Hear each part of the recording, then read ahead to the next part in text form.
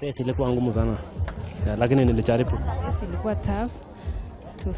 Kulikuwa na challenges na mlima na mteremko. But